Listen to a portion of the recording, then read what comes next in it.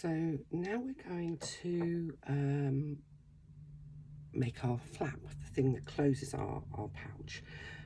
You can see I've got a bit fancy and added a bit of weaving to it. That's not a mandatory thing, that's just me.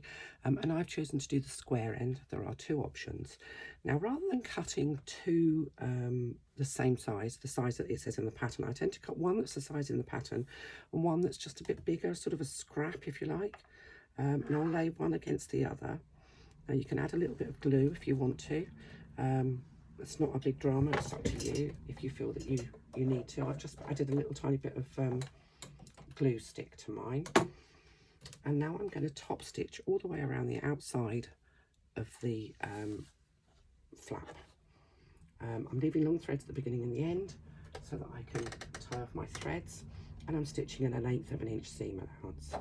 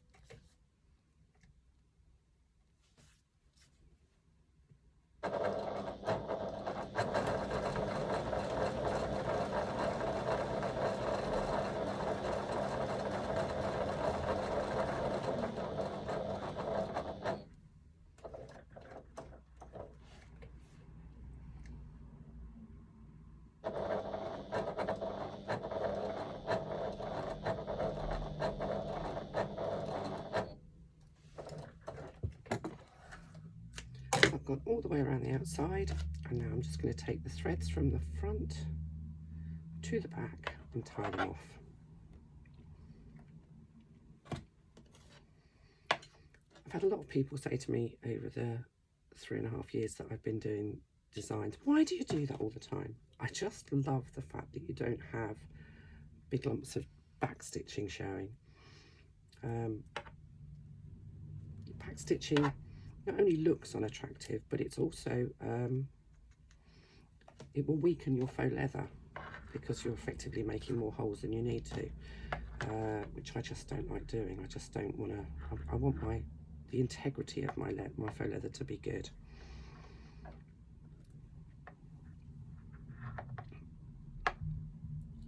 So I'm just tying those off. And I'm going to trim them down to approximately 1/2 inch. And now I'm going to, you could do this with a rotary cutter, but I'm going to trim off the excess faux leather from that slightly larger piece that I was using for the back of this. I just find it's a lot easier than it is to try and match up two pieces that are not very big and make sure that the edges all match.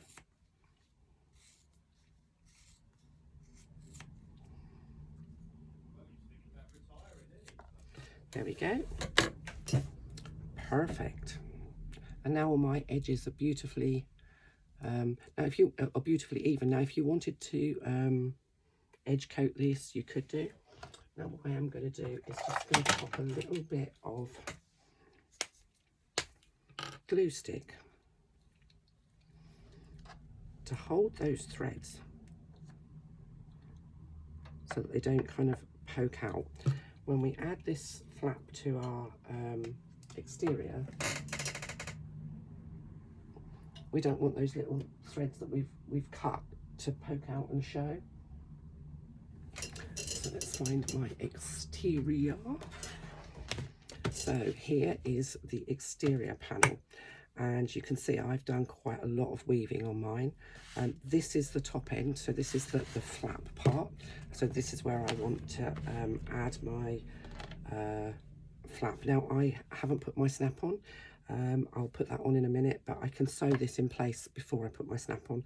It's really not a problem to do it that way around, it's up to you. So first things first, let's do some measuring. Just get my ruler. Right, so I need to make a mark that is halfway across this panel. So this panel is 9 inches wide, so just need to know where my halfway mark is. And I need to make a second mark that is 3 5/8 inch from the outside edge.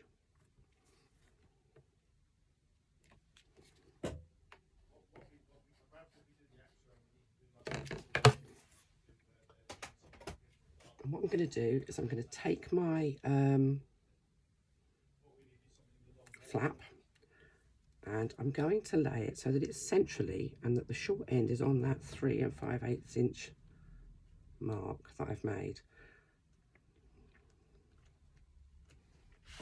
I'm just going to pop a couple of clips either side just to hold that in place. Now, I can't seem to find my chalk pen. I don't know what I've done with it, so I'm going to use whatever. I had a chalk marker here. You're now going to be making a mark that is 2 1/4 inches from the end of your flap. Now, this may not work for me because I've added the weaving. So actually I'm going to do mine slightly less so that I can go between my weave strips, because if I go 2 1/4, it actually cuts right away across one of my weave strips. So I'm making mine slightly less, just it's about 1/8 of an inch, that's all. It really doesn't matter, 1/8 of an inch won't matter either way.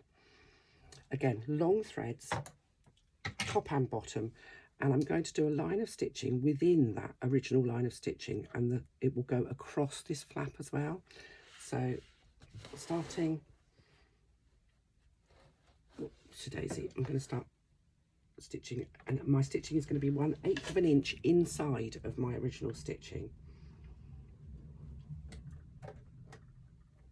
So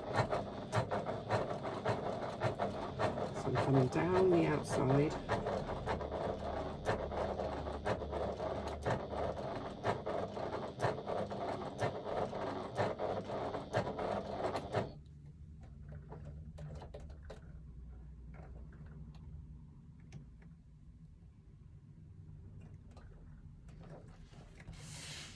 I'm going to come across, and hopefully, let me just use my awl, I will be coming across between 2 weave panels.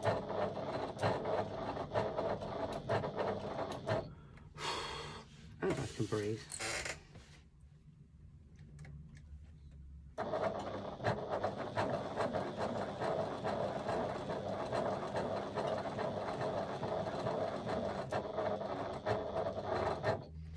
If you wanted to use a little bit of glue to kind of hold this in place before you stitch, then that's fine. Again, I tend to not. I like to live life on the edge.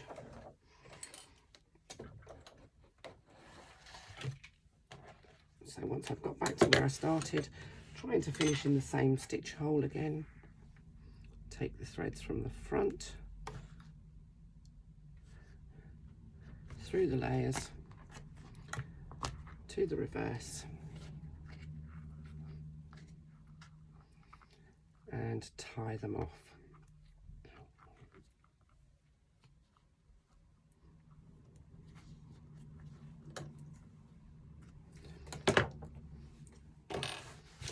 And you can kind of get an idea now of how that's gonna work. It's looking grand, isn't it? So I'm going to measure, make a on the wrong side. I'm just going to measure up and make a mark where I need to put the second snap. So you're going to use the measurements in the pattern and make a mark centrally on the reverse, make your hole and put your snap so that it's obviously facing on the outside. And I'm going to do the snap on here. Again, I can't do that to camera simply because everything jumps about. So I'm going to go away and do that. And we're almost there now.